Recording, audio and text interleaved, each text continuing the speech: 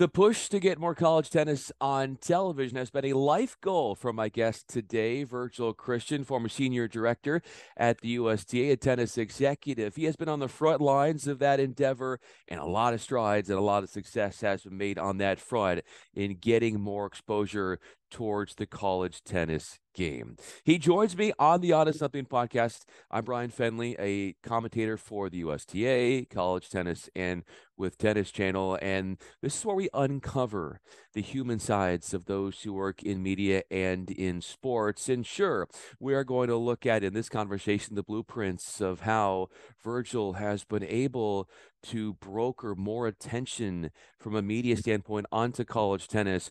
But we're going to learn about how he thinks. We're going to learn about his personal side, being a father, raising kids, and why he cares so much about other people. Plus, how he has become one of the great ambassadors for the sport. Before we get started, don't forget to subscribe. Here is my chat with Virgil. His days are filled with meetings, and those meetings, they're discussing a lot of things related to tennis. Virgil Christian joins me. He is former senior director at the USTA. I don't even know how he has time for this conversation, considering that he has founded multiple different companies. They are related to racket sports. One would be, right now, he's founder and managing director in a really interesting merging of real estate and sports. It's the Yardley Group and also co-founder of Absolute Paddle. I'm Bryan Fenley, a tennis commentator with the pro circuit in the United States, college tennis, and with Tennis Channel. And Virgil, it is an honor to have you on. We just missed intersecting in Orlando with some of the NCAA stuff that's gone on. And thank you so much for being here. I'm excited to share your story. Thanks, Bryan. It's good to see you again. Appreciate it. And I'm sorry I missed each other in Lake Nona. I'm sorry we missed each other there. I got a feeling that there'll be another moment where we won't miss each other. And considering that the impact that I feel is iconic in what you've been able to do as far as the amount of influence you've had in college tennis, what do you miss most about college?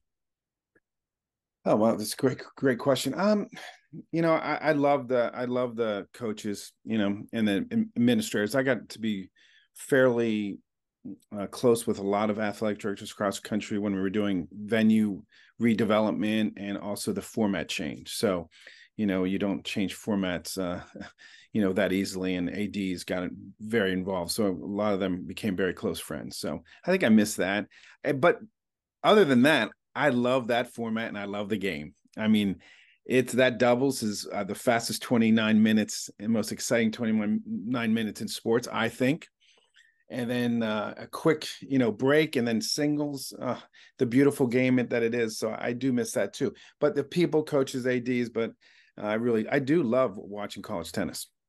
What about tennis? What about singles is most beautiful? Oh, I mean, just the strategy and the thinking that has to go into it. And just the look, I mean, people have said this before. It also comes down to the way the ball sounds off your racket is really is beautiful, and it's addictive, or it's just fascinating the way the racket and the ball work together. Not many other sports like that. Pickleball is there, it's growing, and it is what it is. And I think we have to be very, they can't all work together, but hitting a pickleball is nowhere near the beauty of hitting a tennis ball.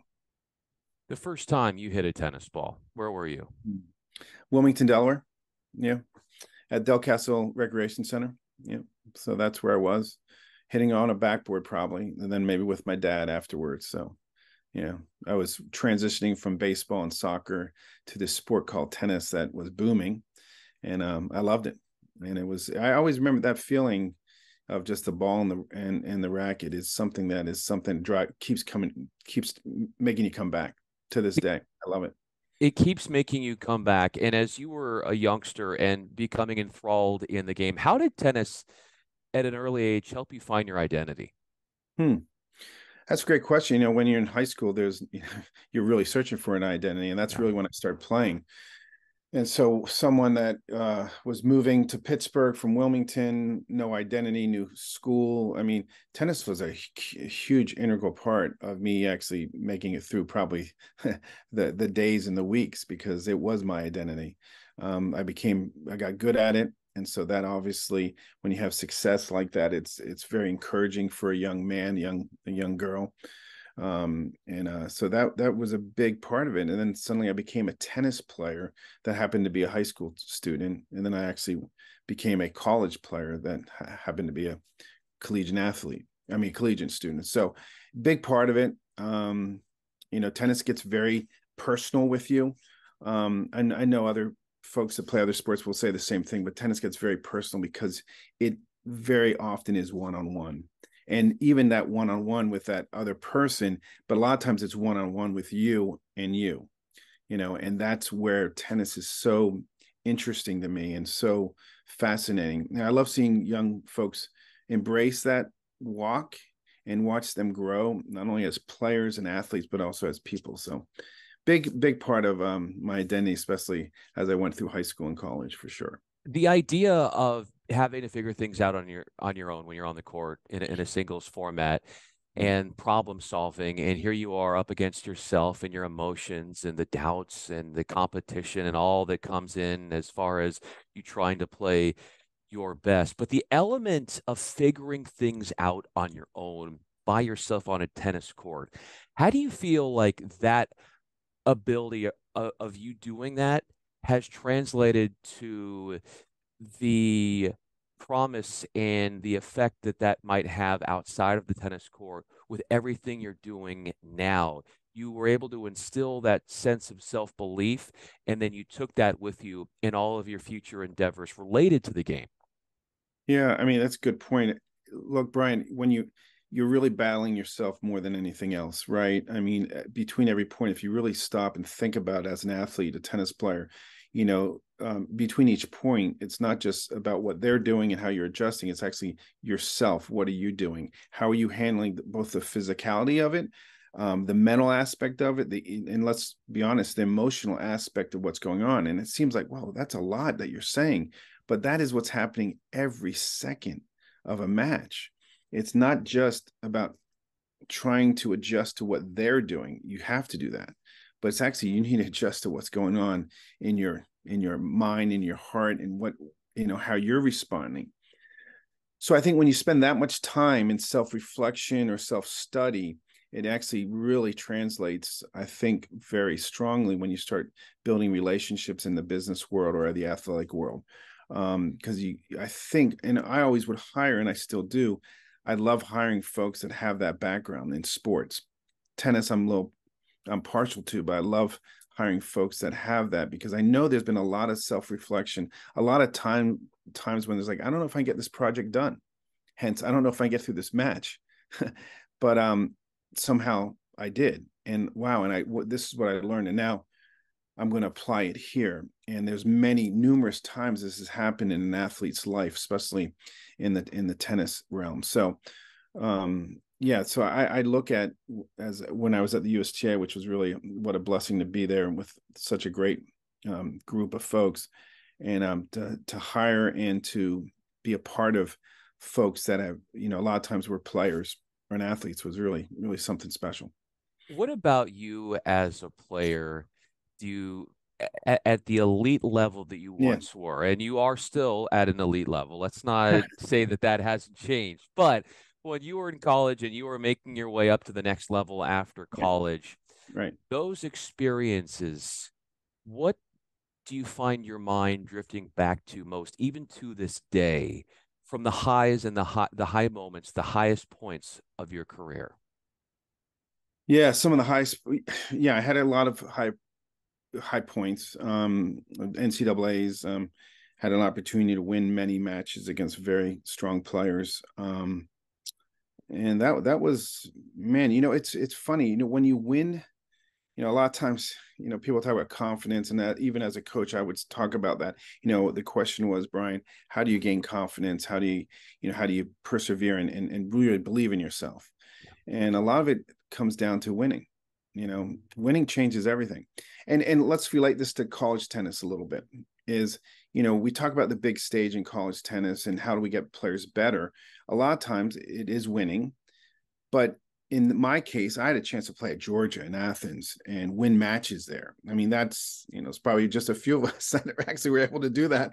I lost some too, but I actually won some. And that in front of thousands of folks, that's a big change. And in college tennis, when we talk about, like the format and everything else, what we want to do is bring pressure and drama to both the fans and the player. But when you do that and play in front of 1,000 people, that's different. And you can ask any other athlete in football, college, basketball, whatever, any level that plays in front of people, that's really a game changer. So to kind of answer that is like when you get a chance to win, confidence, but when you get a chance to win and play well in front of people, that's a huge step. And you can't really manufacture that by saying, look, we're going to practice, Bryan, 5 hours today, and that's going to kind of replace playing at Lake Nona in front of 2,000 people. You can't really do that. And the pros will tell you the same thing. I think, you get in those certain moments and you're able to play well in front of people, the pressure and the success that comes from having pressure, then succeeding, can really take your game to another level. So my game really, really changed.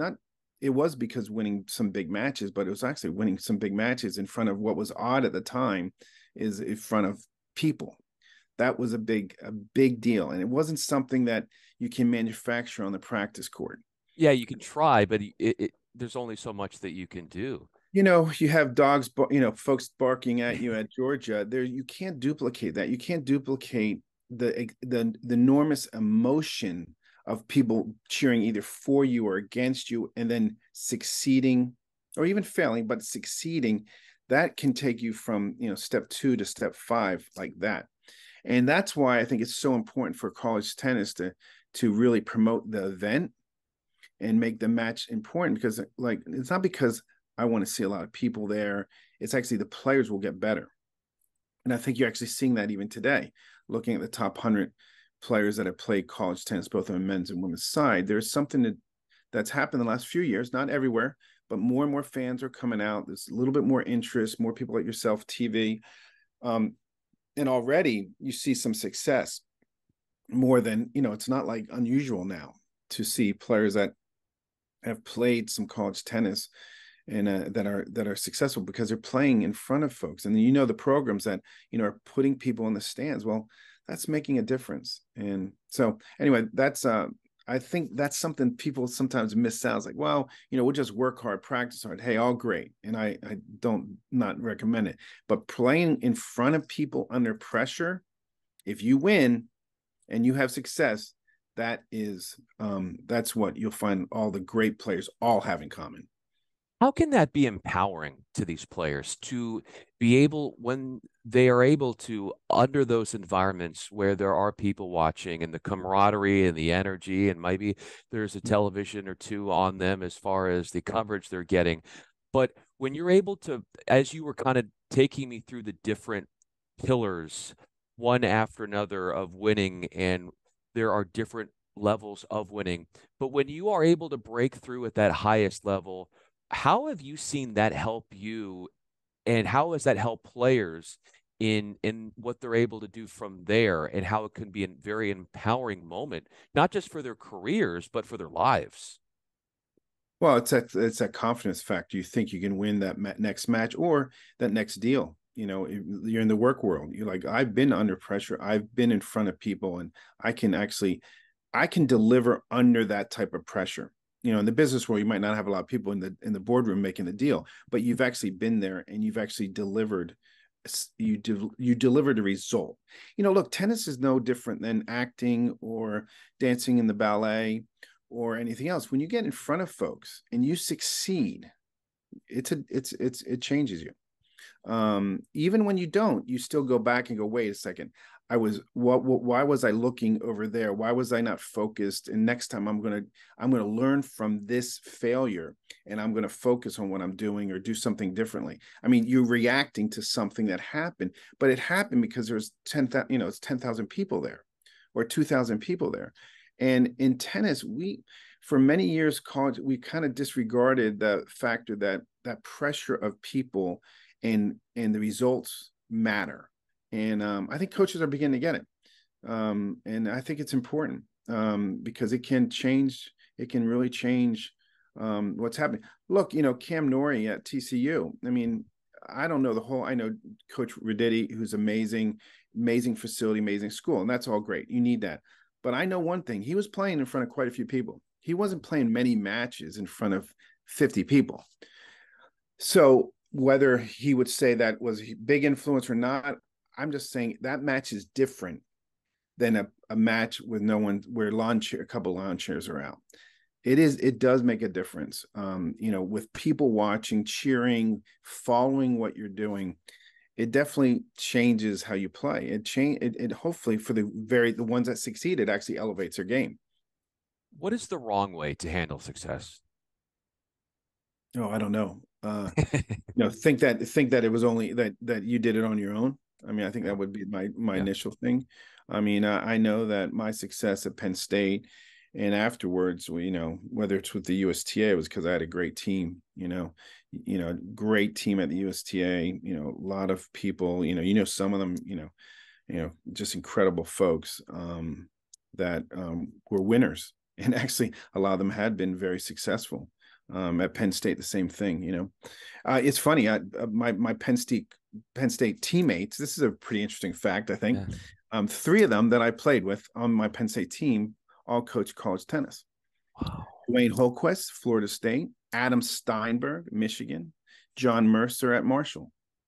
So that just tells me that I was around a lot of good people that actually knew how to cultivate and care for an athlete, each other, colleagues, partners. I mean, when you have 3 Division I coaches on the same team, it's pretty remarkable. That's a different, look, coach, a teacher, that's a different outlook on life, right? You're looking outward a lot more than you're looking inward. You're trying to bring success to others as much as you are to yourself, but it's really more towards others. So I always find that, and when I say that, people are like, really? It's like 3 out of 7, let's say 7. Wow. And I did college coaching, but I wasn't very good. So that's why I'm doing this. But those 3 are still in it, and they've been very successful. On Marshall's been very successful. Obviously, Michigan, Florida State. I mean, they've all been very successful. So outward thinking, caring for others, looking at how do you get others better. That's why I always not only looked at tennis players, Bryan, but I also would look for good doubles players because a good doubles player, one of the great qualities of that is how do I make my partner better? Because that will mean win. I could play as, my best tennis as a doubles player, but if I'm not doing anything to make my partner better, we're just going to win. We're not going to win a lot of matches.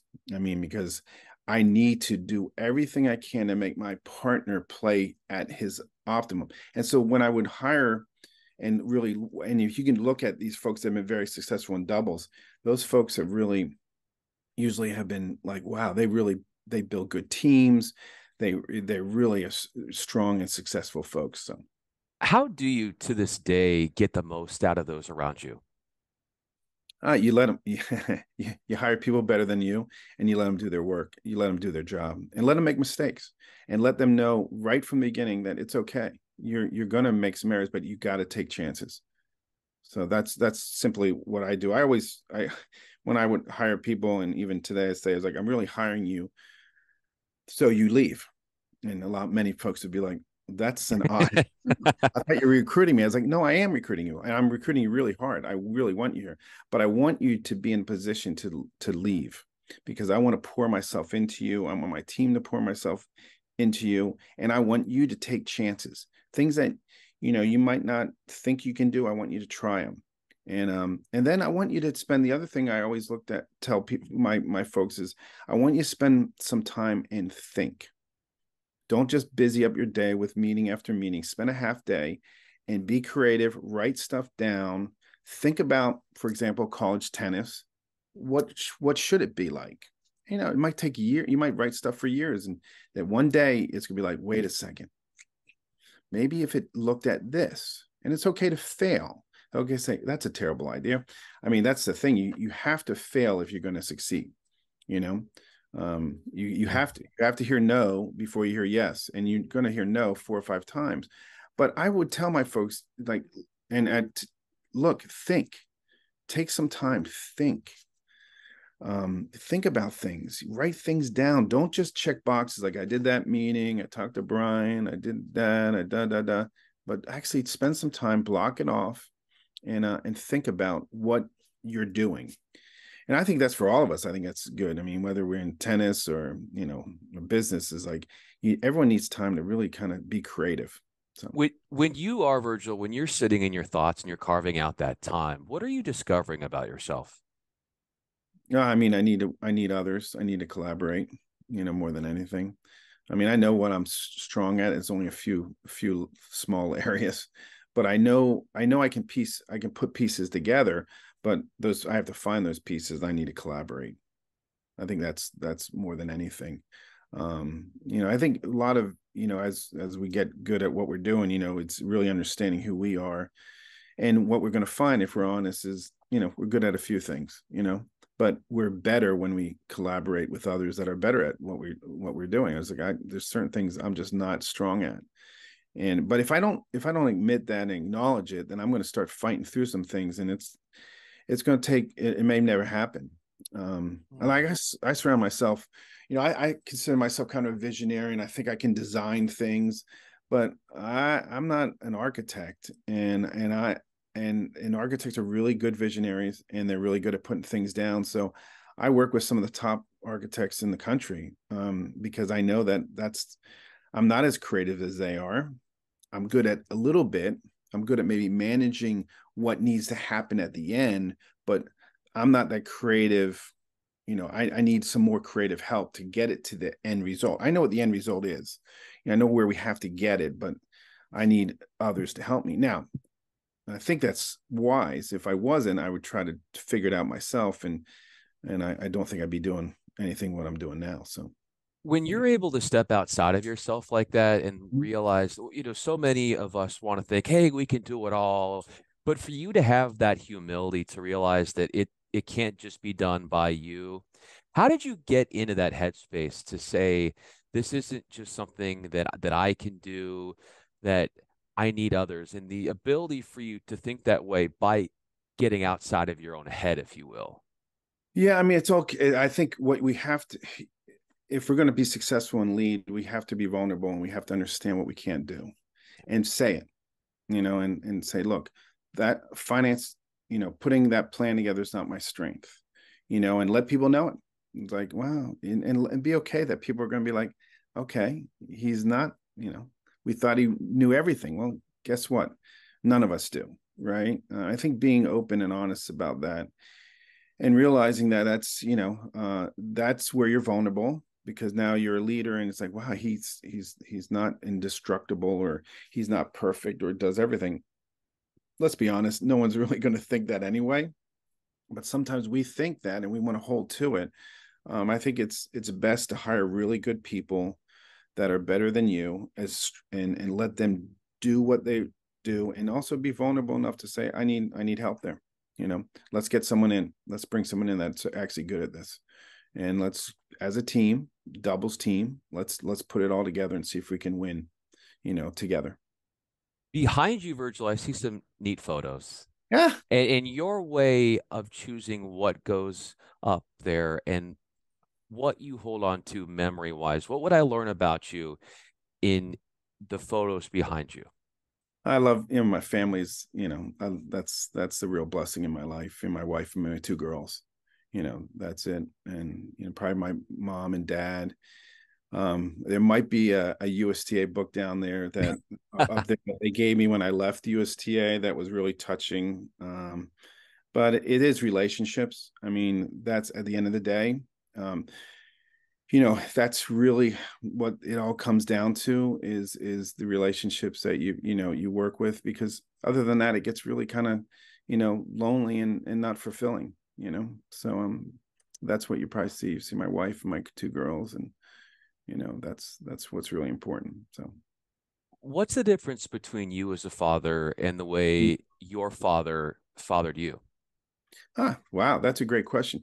Probably I think it's, my dad was a great man, Southern gentleman, uh, but worked in New York City, so a lot of time was taken. I think we made, my wife Amy and I made a decision, that we're really going to be really engaged, to the point where maybe you could say, well, too engaged, but really engaged with the daily life of our girls. Now it's been hard at times for me because of traveling and all, but I think we've been very intentional as parents, from the very beginning. I think that was just being intentional to really be engaged with every aspect, every phase that the girls were going through. And then it came down to just time. It doesn't have to be organized time, doesn't have to be like, hey, we're going to accomplish this time, but like time. And so that was really, been our kind of our playbook, so to speak, or what we've gone by. I mean, they're 23 and 21 now, but we still try to, as we transition to a different phase in their life, as they're launching and doing things as young adults and young women, to still have that time of like, hey, we're there, even if you think it's not really important, we are there, and really putting aside that time. So How do they show you how much they cherish that time with you? yeah, I mean, they're incredible girls. But nowadays, a lot, texting, thank you, love you, can I talk to you? What are you doing? Did you, it's those things. I mean, there is phone calls too. We actually still talk on the phone, but a lot is just, the way, yeah, and then that's, and that's really meaningful. Yeah. It's really meaningful. And then, yeah, it's been just great. Love it. I mean, being a girl dad is amazing. So, I mean, I'm sure being a boy dad is too, but I mean, being a girl dad is actually is amazing. So, What is the most amazing part of it? oh, I mean, you get, like, I think, this was said many years ago, but in one sense, it is watching your wife grow up again in a small sliver, right? I mean, that was said about, I think Reagan said that to his chief of staff when he was expecting, and he said, yeah, you get a chance to kind of see a glimpse of your wife, as a young girl, as a middle age, middle, and then high school, and then college, and so forth. So you get a glimpse of that. It's not exact, but it is a glimpse. And I think that's been really, I've always remembered that from day one of like, wow, this is really special. Of course, they're unique in their own way, they're different, but you do get a chance to see your wife, a little glimpse of what it could have been, or maybe was like when she was little. I want to leave you with this. I love that, and that is so beautiful. If the four of you are on the tennis court, Mm. who's winning that doubles match? Who's winning it? Mm-hmm.